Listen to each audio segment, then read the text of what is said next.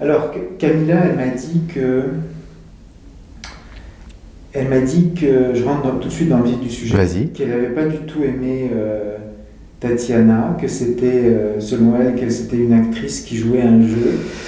C'est... En fait, Et pourtant, c'était ta préférée. C'était ma préférée au départ. C'était Ouais. ma préférée.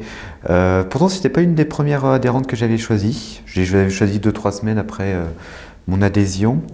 Et tout de suite, on a beaucoup discuté. C'était des discussions un peu à se découvrir un peu sur nos personnalités, ce que l'on fait, etc.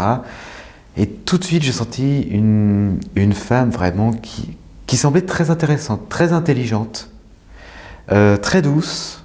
Et je venais d'avoir deux échanges avec deux adhérentes ça se passait pas tellement comme ça. Un peu difficile, un peu laborieux. Des échanges avec qui finalement que j'ai arrêté parce que franchement ça me convenait pas. Et donc je passais avec des échanges avec Tatiana, super sympa, super agréable et vraiment on discutait vachement bien et donc du coup tout de suite on s'est tout de suite tous les deux bien confiés sur nos vies respectives et vraiment elle m'a vraiment plu. Mais en fait, au départ, pour ne rien te cacher, quand j'ai regardé un peu les profils des différentes adhérentes, j'avais regardé sa vidéo. Ouais. Et sur la vidéo de l'interview que tu avais faite l'année dernière, Bah, c'était au mois de novembre. voilà, c'était Ouais. au mois de novembre, et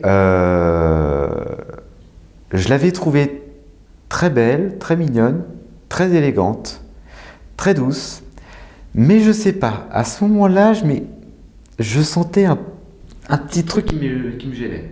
Mais je savais pas quoi. Il y avait un truc qui me disait, il y a quelque chose de bizarre. Mais bon, là, pendant l'échange par WhatsApp, tout se passait nickel, tout se passait très bien.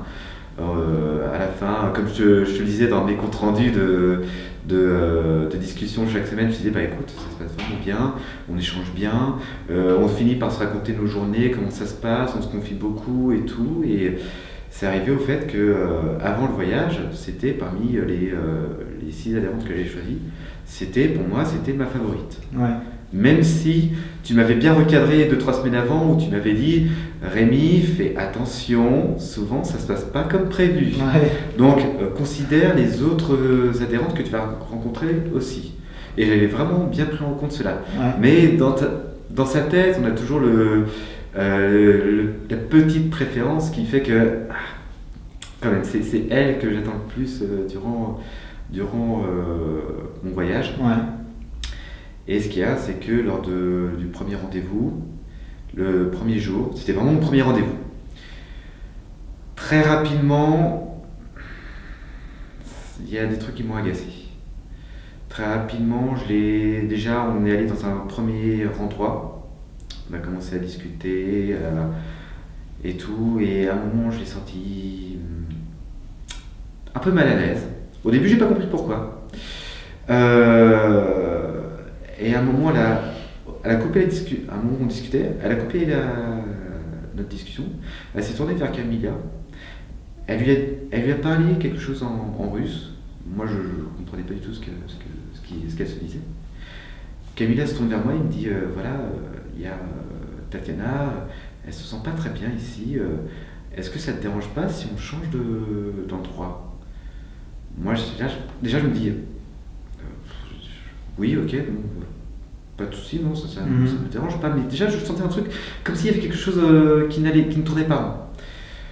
Et là, il y a Tatiana me dit oui, Rémi, je tenais à te dire, en fait, je fais le carême. Et là, dans le menu, il n'y a aucun plat qui convient qui me permettra de respecter le carême. Donc, ça te dérange vraiment pas si on change de restaurant?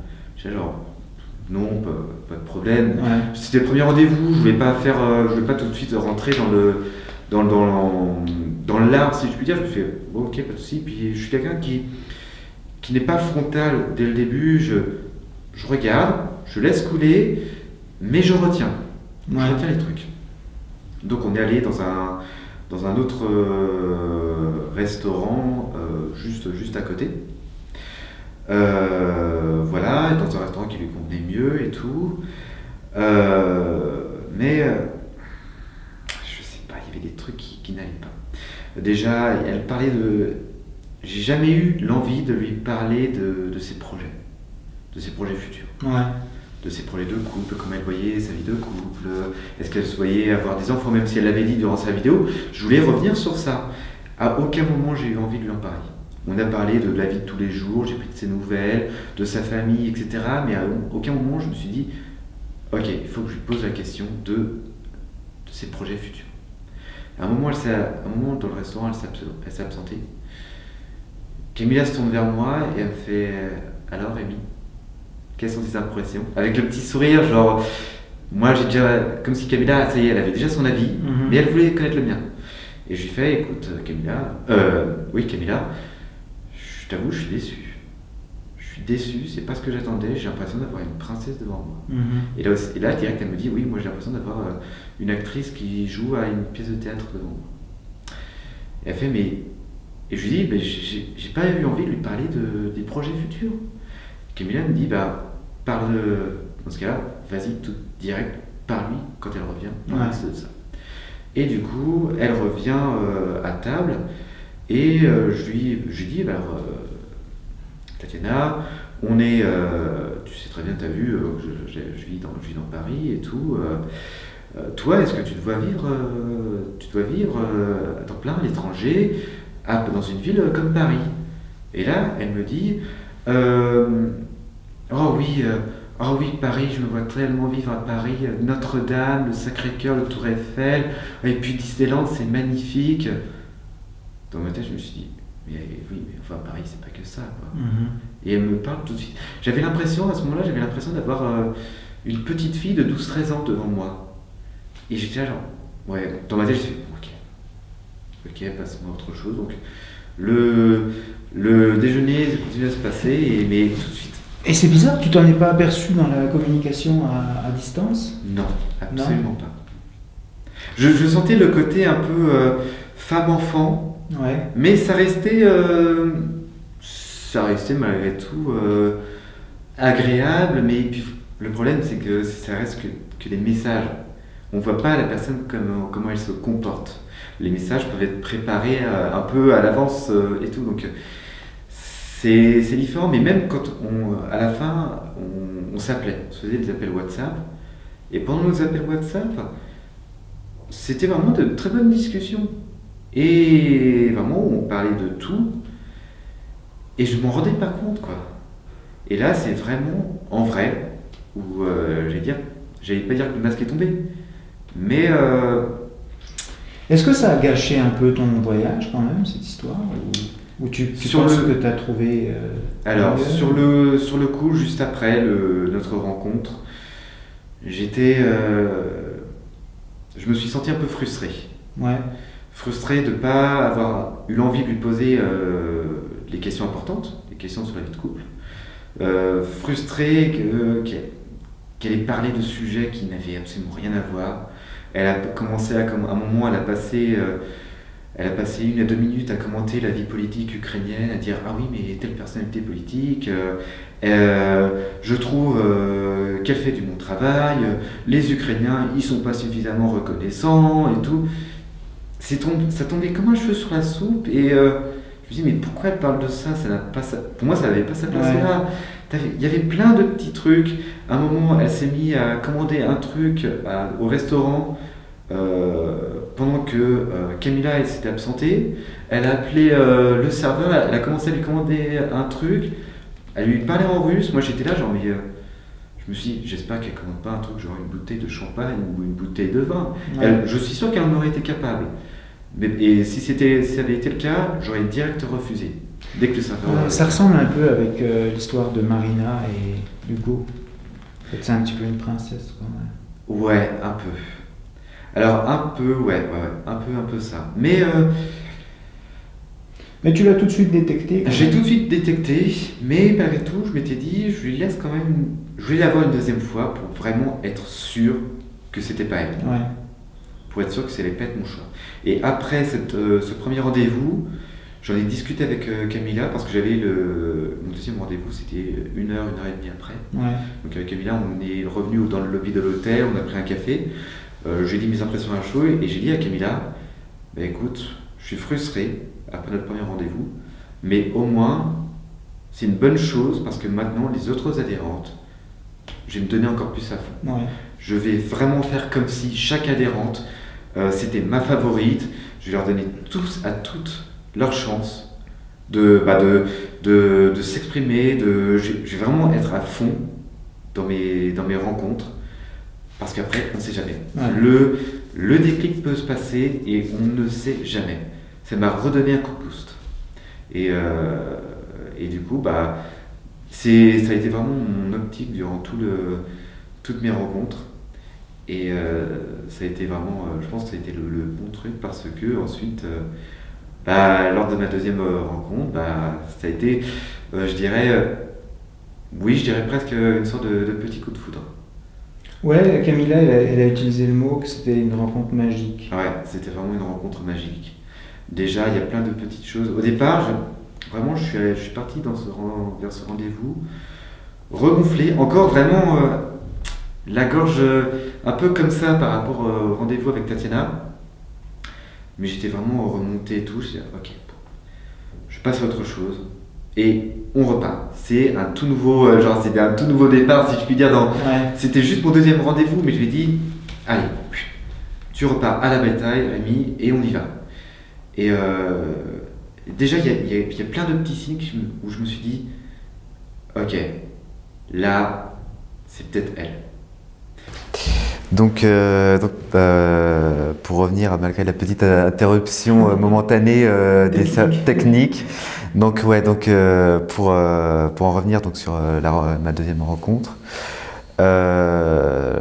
donc comme je disais, Hervé, dans ses articles, il disait oui, les femmes slaves, quand elles font la bise, c'est vraiment les personnes très très proches, ça peut être leurs parents, leurs frères, leurs cousins et tout.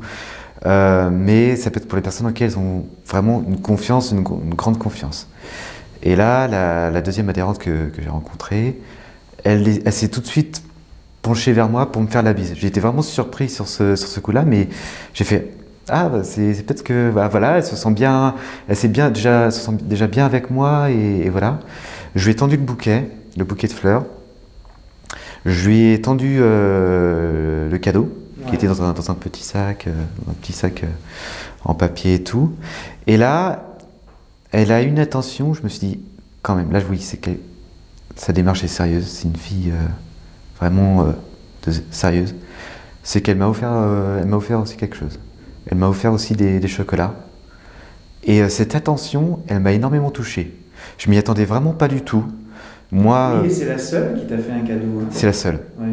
C'est la seule. Elle m'a offert une boîte de chocolat Rochen. Je sais pas si ça se prononce comme ça. Ouais, Rochen. C'est des carrés de chocolat avec des images. Le papier, c'est des images des principaux monuments ukrainiens, les principaux attractions touristiques ukrainiens et tout ça. Et j'ai trouvé cette attention vraiment touchante, vraiment sincère, et ça m'a vraiment naturellement, j'ai fait je suis vraiment touché, ça me fait super plaisir. Franchement, merci beaucoup et tout. Je m'y attendais pas et voilà. On s'est installé et tout. Cette fille-là, c'est une fille que j'ai tout de suite trouvée très élégante, avec un certain chic, mais sobre, pas dans les sbroufs, calme, très discrète. Peut-être un peu trop, mais bon, pourquoi pas. Et vraiment, je sentais qu'elle avait les pieds sur terre. Contrairement à Tatiana, où j'avais l'impression d'avoir un petit papillon, tu sais, qui vole, qui se pose sur toi et puis qui repart, et tout ça, le côté un peu volatile. Là, je sentais vraiment quelqu'un qui était quelqu'un de réfléchi. Et ça, c'est quelque chose qui me plaît. Oui, et puis plus réaliste sur la construction d'une famille. Absolument, absolument. Et là, j'ai eu aucun problème à aborder ces questions-là. Et ces réponses m'ont beaucoup plu, parce que ça sentait vraiment qu'elle avait vraiment réfléchi à ça. Donc, alors oui, c'était quoi tes critères, toi? Donc toi, tu as 33 ans, tu habites à Paris. Voilà. Tu es dans l'informatique. Tout à fait, chargé de projet dans l'informatique. Et donc tu choisissais tes critères comment? Alors, je choisissais mes critères. D'abord, je regardais un peu où elles habitaient. Je me suis focalisé beaucoup sur les grandes villes.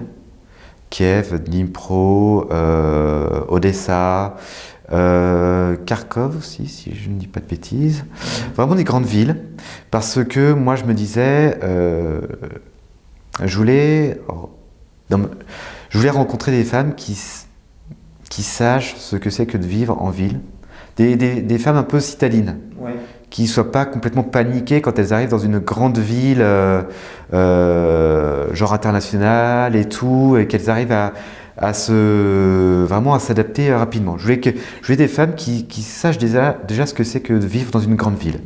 Même si ici, des villes de province, c'est des villes où il y a plus de 100 000, 300, 400, 500 000 habitants. Ouais. Je voulais que ce soit des villes qui aient déjà un peu ce vécu-là.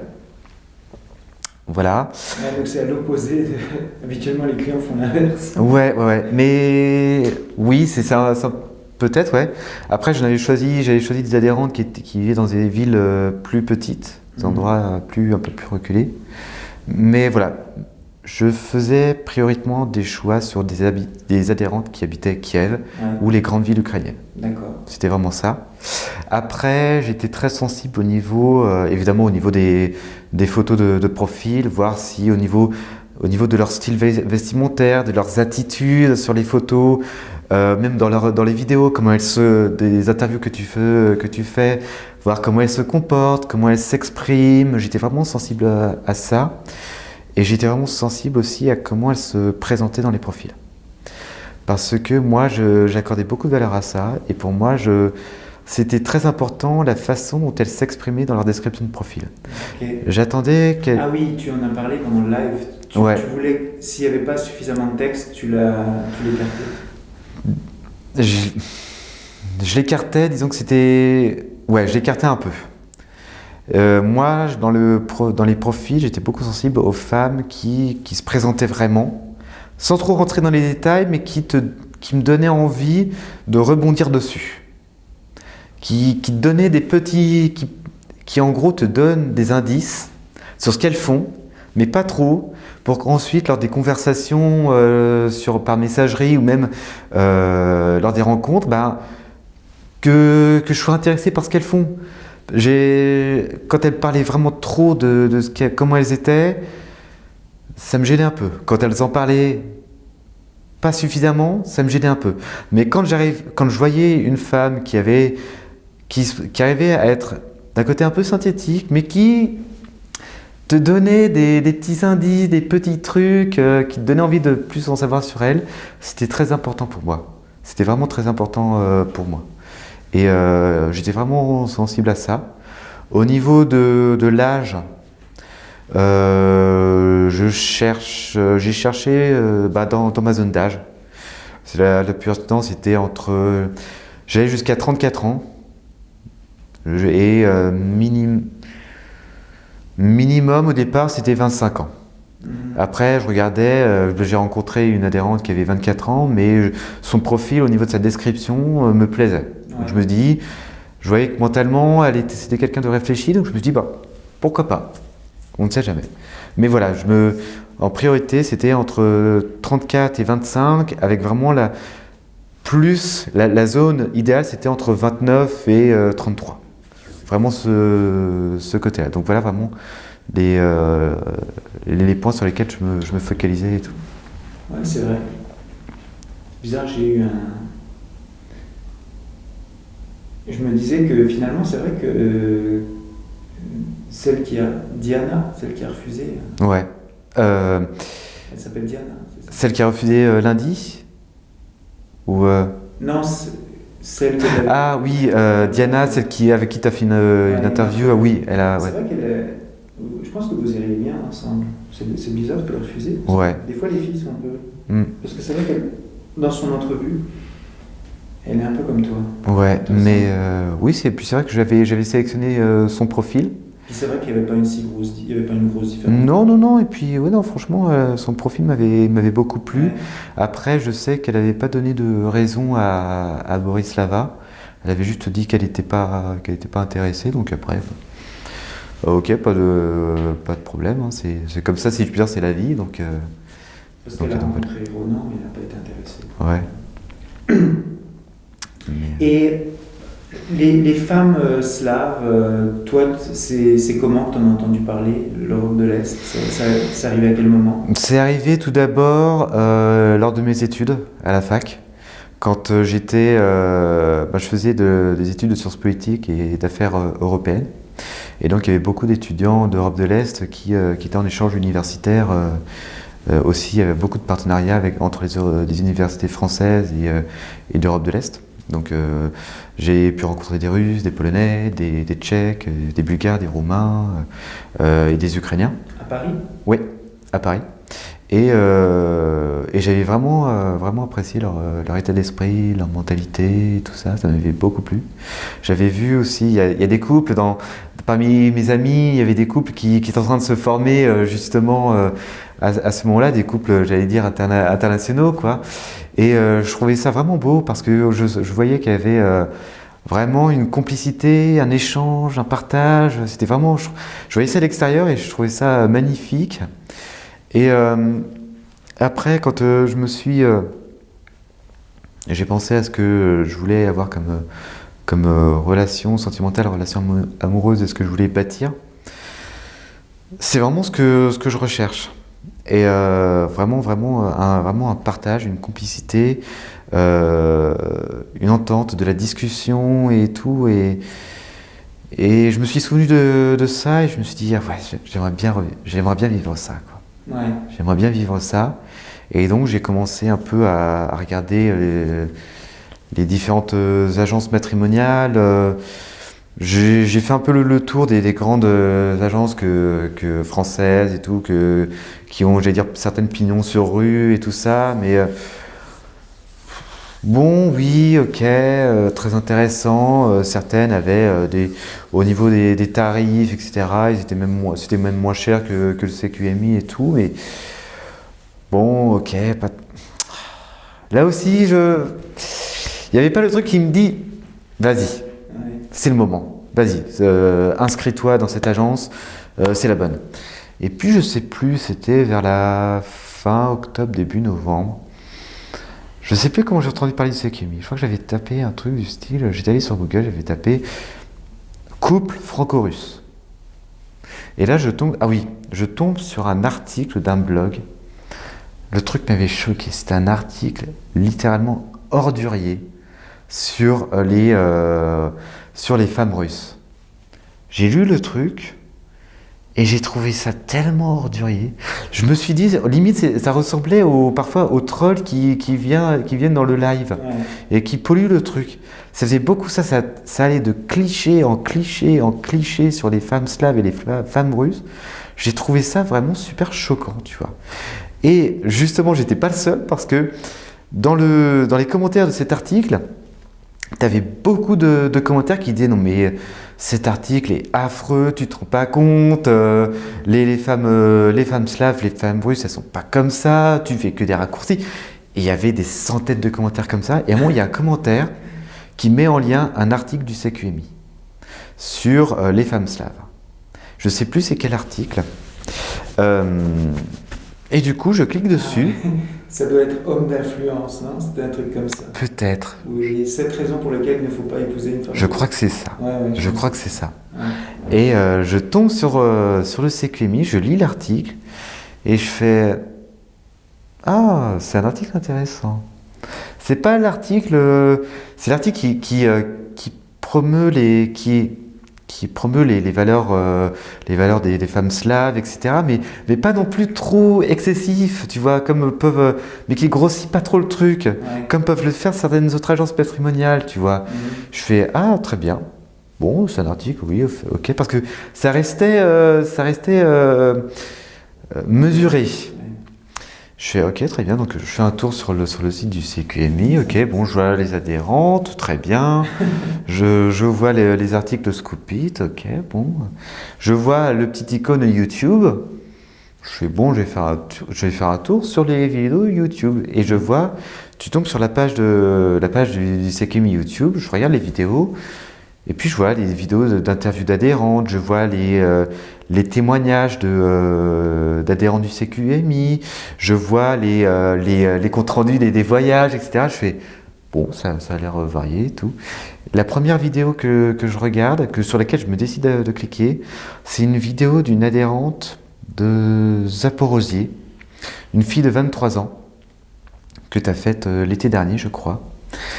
Ekaterina? Peut-être. Une grande blonde, enfin blonde, brune. Ah oui, okay. Que tu avais fait dans Anastasia. Voilà, Anastasia. Ouais.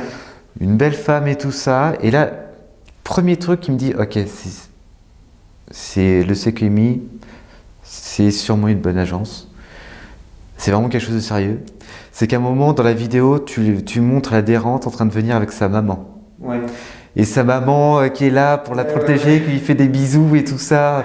J'ai trouvé ça super mignon. Je me suis dit, waouh, ok, donc ça veut dire que là-bas, en Ukraine, les femmes sont sérieuses, les parents soutiennent soutiennent la démarche des femmes. J'ai trouvé ça solide. J'ai trouvé ça, ok. Quand même, c'est pas les scams où tu vois des femmes habillées en maillot de bain, etc. et où tu sais rien. Là, j'ai vraiment vu une femme russe avec ses parents, avec ses proches. J'ai trouvé ça super mignon, super touchant. Puis j'ai regardé les vidéos. Je t'ai vu toi. Je me suis dit, bon, parce que il y avait d'autres vidéos d'adhérents, d'autres vidéos d'agences où tu avais aussi des responsables d'agence qui posaient des questions, mais je trouvais ça tellement faux. Mm-hmm. Je me disais, ça fait faux. Et je regardais les questions. Je regardais déjà les questions que tu posais, ton attitude, et je regardais l'attitude des femmes. Et je te voyais, toi, tu étais bienveillant, tu avais un sourire, tu essayais à chaque fois de mettre à l'aise les adhérentes. Et je voyais les adhérentes qui se sentaient bien, qui n'étaient pas là aussi, qui ne se sentaient pas forcées de faire l'interview, qui se sentaient bien et tout ça. J'ai fait, ok, l'agence marque un point dans mon estime. Puis j'ai commencé à regarder les vidéos des assistants, toutes les vidéos, j'ai commencé à balayer toutes les vidéos. Et j'ai fait, ouais, je pense que c'est une bonne agence. J'ai commencé vraiment à m'intéresser au site, à l'agence. C'est au moment où il y avait le voyage en novembre. Donc j'étais là à attendre les vidéos que tu faisais durant le voyage. Et vraiment, j'ai vu le voyage. Et puis même quand je regardais le feedback que tu faisais des précédents voyages, où tu disais, voilà, le voyage s'est bien passé, mais quand même, il s'est passé ça, j'étais vraiment pas content, il s'est passé tel truc avec telle adhérente, ça m'a pas plu, tel adhérent, j'ai mis un carton jaune, parce que franchement, il s'est vraiment mal comporté, et ça, j'en veux plus, et tout, et j'ai fait, c'est vraiment bien. Tu réussis à mettre en confiance des futurs adhérents, parce qu'on a tellement peur de tomber sur un truc ultra trouble, où tu sais pas en fait où tu vas. Quand tout est caché, Exactement. Tu flaires l'arnaque. Ouais. Et vraiment le conseil où tu as dit dans un live, le coup où si une agence, on commence à vous dire, ah oui, mais si vous voulez continuer à discuter avec des adhérentes, il faut payer la lettre. Et il y a certaines agences françaises qui ont pignon sur rue, qui existent depuis des années. Ils font ça. Ouais. Et déjà sur le coup, ce type de truc, je trouvais ça assez moyen. Et du coup, le fait que toi tu ne le fasses pas, je me suis dit, c'est déjà un bon truc. C'est déjà un bon truc. Donc voilà. Mais donc je regardais vraiment tes lives avec attention, tes vidéos que tu postais d'adhérentes et tout. Et je me suis décidé, quand tu as fait tes vidéos pour le Nouvel An, tu as dit, voilà moi ce que je veux faire pour 2019, voilà mes bonnes résolutions à moi, je veux faire ça, je veux faire ça, je veux faire ça, je veux que ce soit comme ça, je veux que le CQMI soit comme ça. Je me rejoignis dans ce que tu faisais, je me disais ouais, et au moins tu as une vision de ce que tu veux faire, quel est ton projet au niveau du CQMI. Ouais. Et moi j'aime ça. Moi j'aime quand tu dis voilà les jalons que je me pose, les objectifs que je me pose dans mon projet de faire grandir le CQMI. Donc ça j'ai trouvé ça bien. Et c'est à partir de là où je me suis dit ok, donc j'ai commencé à me renseigner, à faire les démarches pour m'inscrire au CQMI. Donc voilà. Et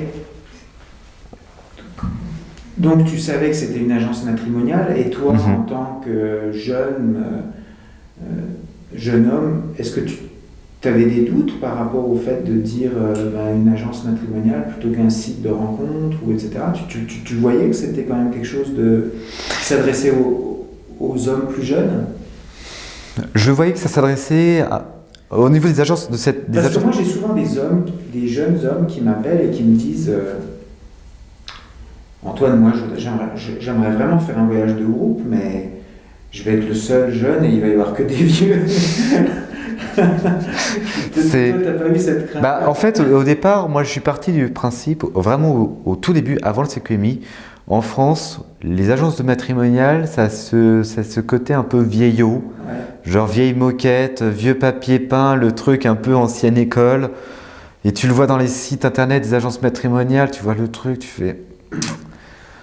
Ouais, non, ça fait vraiment vieillot, quoi. Ça fait vraiment un peu camomille, tu vois, genre camomille, vieux papier peint, fleuri et tout ça.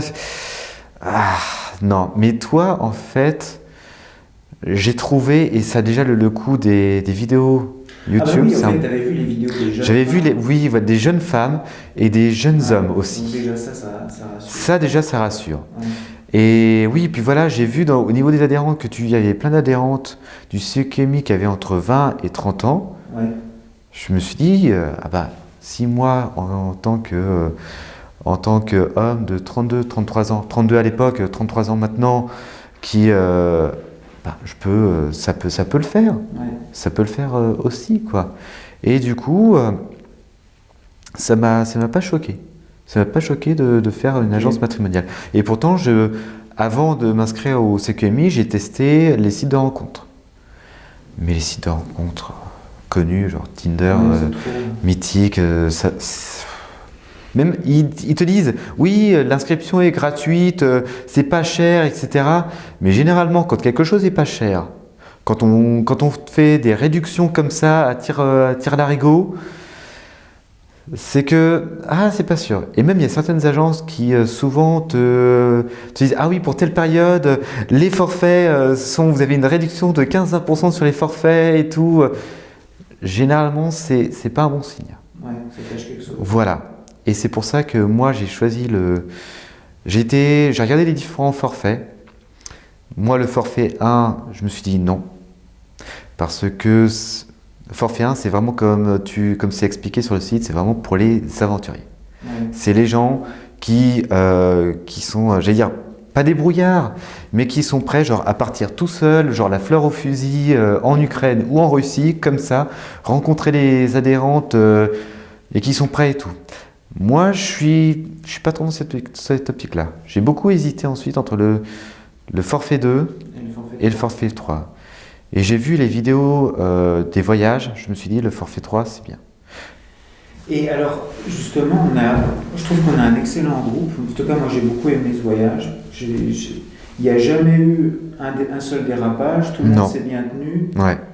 Et donc, je suis content parce que les ajustements que j'ai faits entre novembre et mars, ça a vraiment porté fruit. On a vraiment une bonne ambiance. Ah ouais, on a vraiment une bonne ambiance. On est 5, enfin, plus Jean-Luc, mais genre, je dirais un peu 5 et demi, si on peut dire. Et Ronan qui était là aussi. Oui, Ronan aussi, qui était là à partir de lundi et qui est parti d'ailleurs hier. Vraiment, il y avait une bonne ambiance, il y avait une bonne entraide.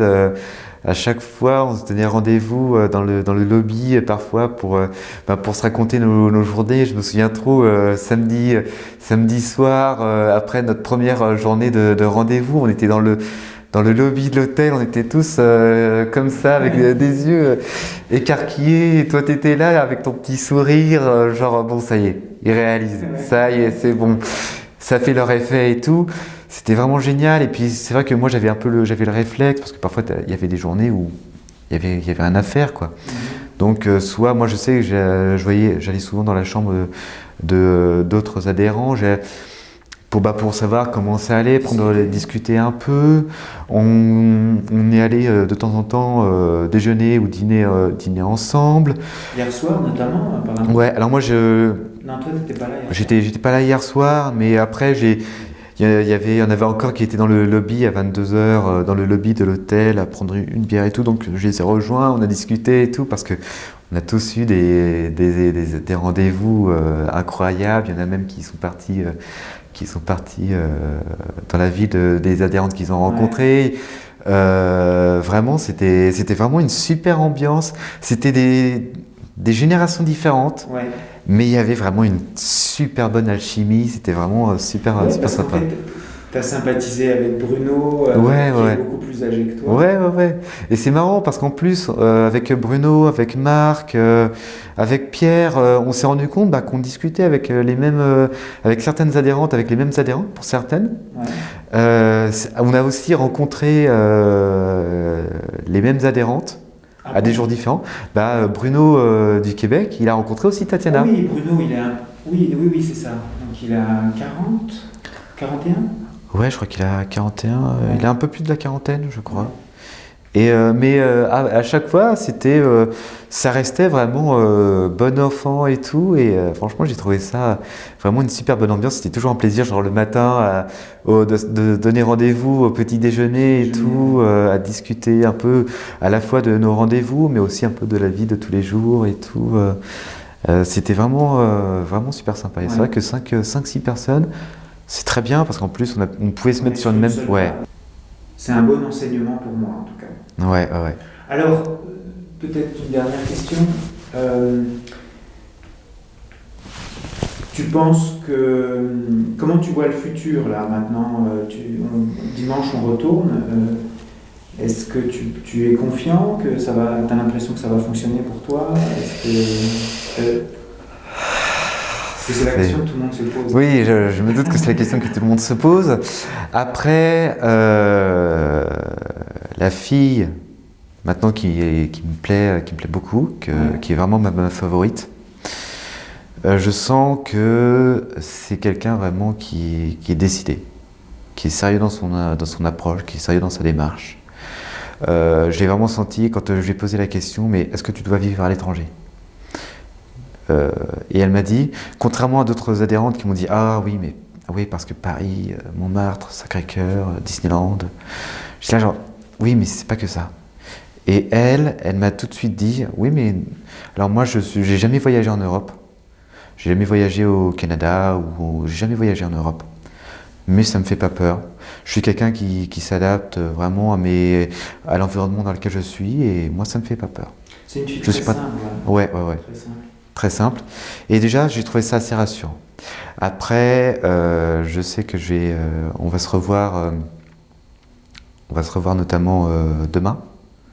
J'ai proposé quelques activités et tout ça. J'ai même décalé mon vol et j'ai pris une nuit d'hôtel supplémentaire parce que je me dis j'ai envie d'en profiter un peu plus, vraiment au dernier moment. Et après, on n'a pas encore parlé de l'après. Non, je pense il faut et je compte vraiment en discuter avec elle, soit un peu ce soir, genre un peu en aparté, mais même demain. Mais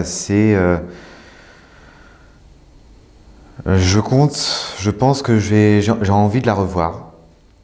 J'ai envie de voir vraiment, d'essayer de bâtir quelque chose, de l'inviter.